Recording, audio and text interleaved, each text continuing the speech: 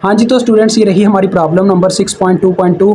तो वो इसमें कह रहा है कि एक कम्पैक्ट डिस्क है जो रिकॉर्ड कर या ऑडियो सिग्नल को डिजिटली बाय पीसीएम टेक्निक, यानी कि पल्स कोड मॉड्यूलेशन, जो कि आपको याद होगा मैंने आपको पढ़ाया था। Pulse code modulation is a digital modulation technique in which an analogue signal is first sample then quantized and finally encoded into binary form for digital transmission। ठीक है, देखिए मैंने पूरी डेफिनेशन रिपीट किया आपके लिए। वो कहता है एज्यूम कीजिए कि जो ऑडियो सिग्नल है उसकी बैंडविड्थ कितनी है, 15 किलो हर्ट्ज़। तो बच्चों एक चीज़ पहले ही बता दूं, जो बैंडविड्थ होती है ना वो तो 15 किलो हर्ट्ज़ है, लेकिन जो हमने सैम्पल की फ्रिक्वेंसी निकालनी होती है एफ एस, जैसा कि आपको याद हो, वो इस फ्रिक्वेंसी के डबल होती है। जैसे कि मैंने आपको बताया था, इसके अगर मुझे सैम्पल बनाना है इसको 2 टाइम्स इसकी फ्रिक्वेंसी को मल्टीप्लाई देनी होगी। तो यहाँ पे इसका फार्मूला होता है 2b। न्यूमेरिकल्स में आपको यही फार्मूला देखने को मिलेगा। तो आप 2b करके देखो, 2 मल्टीप्लाई बाय 15 के, यानी कि ये आ गई आपके पास 30 किलो हर्ट्ज़। ठीक है, ये इसका फर्स्ट स्टेप है जो आपने याद रखना है, हर क्वेश्चन में आपके काम आएगा। आगे वो कहता है if Nyquist samples are uniformly quantized into L is equal to, यानी कि जो लेवल्स हम बच्चों क्वांटाइजेशन में करते हैं उसकी बात कर रहा है कि अगर वो 65,536 लेवल्स हैं एंड देन बाइनरी कोडेड, और फिर इनको बाइनरी फॉर्म में कोड कर दिया गया है, तो डिटरमाइन करें कि कितने number of binary digits required हैं एक सैंपल को इनकोड करने के लिए। ठीक है, तो यही आपने लिखना है यहाँ पे, नंबर ऑफ बाइनरी डिजिट्स मतलब कि नंबर ऑफ बिट्स, वही बात है ना, number of bits required. Binary digits क्या होते हैं बच्चों, बिट ही होती हैं, तो लिहाजा रिक्वायर्ड पर सैंपल कह सकते हो यार इसको, टू इनकोड आ सैंपल। एक सैंपल की बात कर रहा है ना, तो पर सैंपल लिख सकते हो, मसला नहीं है, पर सैंपल। तो जैसा कि बच्चों आपने देखा कि लेवल कितने हैं, यानी कि 65,536, वही बात है, आपने वही फार्मूला इस्तेमाल करना है, log 2 इंटू जो मैंने आपको प्रीवियस में समझाया था 65,536, ये बिट की फॉर्म में आ जाएगा, क्योंकि आपने बिट्स निकालनी है, पर सैंपल कितना आपको पा रहा है। तो देखो ये कैलकुलेटर पे पुट करो, जैसे आपको सिखाया था, यहाँ से आपने ये log ले लेना, यहाँ पे 2 पुट करो और इसमें ये नंबर दे दो, तो ये बिट की फॉर्म में आपको आंसर दे देगा। ये देखो ये कह रहा है 16 बिट इसको पढ़ रहे हैं पर सैंपल के लिहाज से। देखें 16 बिट्स, ये आ गया नंबर ऑफ बिट्स, ऐसे यूनिट आप लिखते हैं। देखें 16 बिट रिक्वायर्ड पर सैंपल, यानी कि बटे में सैंपल है, इस तरह से इसके यूनिट सेटल करने हैं आपने। ठीक है, क्योंकि ये मुझे भी शुरू में बहुत मुश्किल लग रहा था, लेकिन फिर मैंने इसका हल इस तरह से निकाला कि माइंड को सेटल कर लिया। अब वो आगे बच्चों कहता है एक बहुत ही इजी थ्योरम है जिसको आपने यहाँ पे अप्लाई करना और उस इक्वेशन को आपने याद रखना है, इसके हर क्वेश्चन में वो इस्तेमाल होती है। वो कहता है अगर एक ऑडियो सिग्नल है उसकी एवरेज पावर 0.1 वाट है और पीक वोल्टेज उसके 1 वोल्ट है, तो फाइंड करें रिजल्टिंग सिग्नल का क्वांटाइजेशन नॉइस रेशो। बच्चों जो नॉइस रेशो होता है ना, इसको फाइंड आउट करने के लिए एक स्पेसिफिक इक्वेशन बनाई गई थी जो कि आपको सामने दिखाने लगा।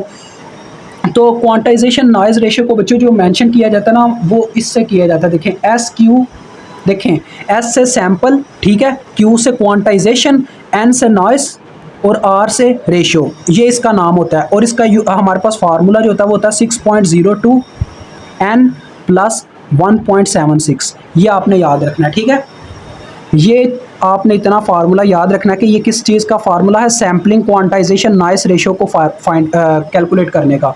तो देखें एन इसमें क्या है, एन बच्चों हमारी नंबर ऑफ बिट्स हैं जो हमने आगे फाइंड आउट किए हैं, जो कि 16 हैं, तो यहाँ पे 16 पुट हो जाएगा बस। और इसका बच्चों जो हमारे पास रिजल्ट निकल के आता है वो डेसिबल में होता है। ठीक है, आपने जो पढ़ा हुआ है पावर उसमें इलेक्ट्रॉनिक डिवाइसेज एंड सर्किट 2 के अंदर जो आपको पावर शुरू में कैलकुलेट करनी हमने सिखाई थी ना डेसिबल में, वो।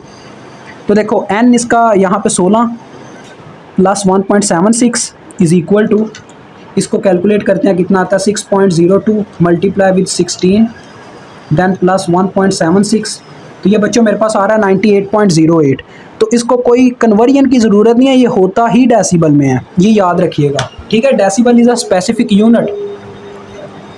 तो ये आपका क्या था, ये बी पार्ट था, बी पार्ट मेंशन करना चाहिए। सी पार्ट अब देखें सी पार्ट में वो कहता है कि डिटरमाइन कीजिए कि कितनी नंबर ऑफ बाइनरी डिजिट्स पर सेकंड रिक्वायर हैं इनकोड करने के लिए ऑडियो सिग्नल को। देखो बच्चों ऑडियो सिग्नल का उसने बताया था कि उसकी बैंडविड्थ 15 किलो हर्ट्ज़ है, जिसकी फ्रिक्वेंसी निकल के आई कितनी, यानी कि उसके सैंपल की फ्रिक्वेंसी निकल के आई 30 किलो हर्ट्ज़। और अगर हम चाहते हैं कि इसको कितने, यानी ये फाइंड आउट करना चाहते हैं इसको कितने नंबर ऑफ बिट्स की ज़रूरत है, नंबर ऑफ बिट्स की ज़रूरत है इस ऑडियो सिग्नल को इनकोड करने के लिए, रिक्वायर्ड आपने इसी तरह से इसको लिख देना, required to encode audio signal is equal to. ठीक है जी, इसको भी कोई नाम दे लें, क्योंकि जब इतने लंबे होते हैं तो मैंने आपको बोला कोई नाम दे लीजिएगा। तो A is equal to question mark, मैंने इसको ए कह दिया, ठीक है। ए इज़ इक्वल टू, इसका फार्मूला क्या बनेगा, देखें बच्चों वही चीज़, यानी कि अगर एक सैंपल को भेजने के लिए हमें 16 बिट लग रही हैं, तो लिहाजा इसका मतलब जो अपने पास 30,000 फ्रिक्वेंसियाँ, मतलब 30,000 या ना 30,000 हर्ट्स सैंपल बने हैं ना, ये 30,000 सैंपल हैं इसके। तो 30,000 अगर मुझे सैंपल भेजने हैं, देखें 30,000, इसको किलो हर्ट्स को आप पर सैंपल भी कह सकते हो, इससे कोई फ़र्क नहीं पड़ता, किलो को नहीं, सिर्फ हर्ट्स की बात कर रहा हूँ। तो लिहाजा इससे साफ पता चलता है कि 30,000 को हम किससे ज़रब देने वाले हैं, 16 से। तो 16 इससे जब ज़रब खाएगा हमारे पास क्या आ जाएगा, बिट पर सैंपल। बिट पर सैंपल तो नहीं आएगा, माजरत, ये आ जाएगा बिट पर सेकंड, ठीक है। इसका यूनिट उसने खुद बताया हुआ था, ये देखें, नंबर ऑफ बाइनरी डिजिट्स मतलब के बिट, ठीक है। बाइनरी डिजिट्स का मतलब होता है बिट, और पर सेकंड यानी कि इसका यूनिट गिवन था। चले हमें आप पता तो चल गया ना देख के, इस तरह से गौर रखना पड़ता है, क्योंकि ये काफ़ी हमारे पास गलतियाँ हो जाती हैं इनको अगर इग्नोर किया जाए। 30,000 ज़रबे 16, तो ये बच्चों मेरे पास आ रहा है 48, यानी कि 480 किलो, ठीक है, किलो आ रहा है। और जो बिट पर सेकंड है उसको मैंने आपको बताया था बिट पर सेकंड, यानी कि बीपीएस से मेंशन कर सकते हैं। और यही आपको, यानी कि आपको इंटरनेट में देखने को मिलता है कि इतनी स्पीड आ रही है, ये है कि बीपीएस एस इस तरह से बने हुए हैं। तो अब डी जूस की बात करते हैं। डी जूस भी काफ़ी ईजी है बच्चों। वो कह रहा है कि for practical reasons discussed in text, यानी कि वो प्रैक्टिकल रीजन जो हमने टेक्स्ट में यानी कि डिस्कस की थी। Signals are sample data rate, यानी कि उसकी वजह से सिग्नल जो सैम्पल हुआ वो इस रेट पे हुआ कि जो उसकी निक्वेस्ट रेट था बच्चों, निक्वेस्ट रेट वो हमारे पास बढ़ गया, ठीक है, अबव चला गया। प्रैक्टिकल सीडीज जो है वो अब यूज़ कर रही हैं 44,100 सैंपल पर सेकंड, ठीक है।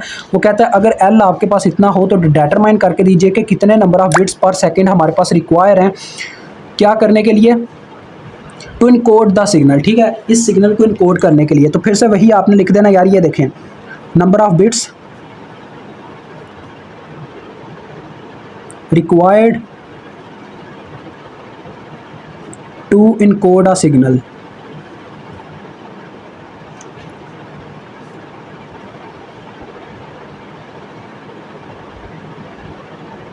ठीक है जी।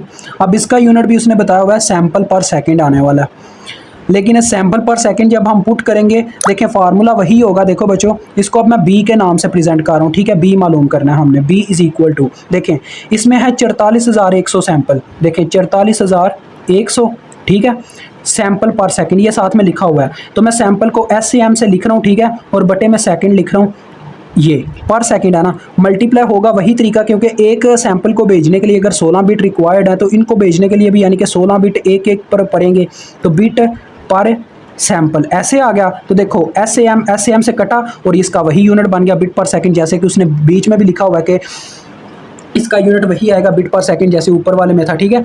तो इसको आप ज़रब दे के देखें कितना आता है, 44,100 ज़रबे 16। ये बच्चों बस यूनिट ही इसमें थोड़ा कॉन्फिडेंटल है, उनको देखना पड़ता है, और कोई इसमें मसला नहीं है। ये आता बच्चों 7 लाख नहीं यार, ये कुछ अजीब है, 705.6 किलो बीपीएस आप इसको कह सकते हो, ठीक है, बिट पर सेकंड, ठीक है। और ये किलो इसकी वजह से है, मैंने इसको उठा के इधर लाया हूँ, ठीक है।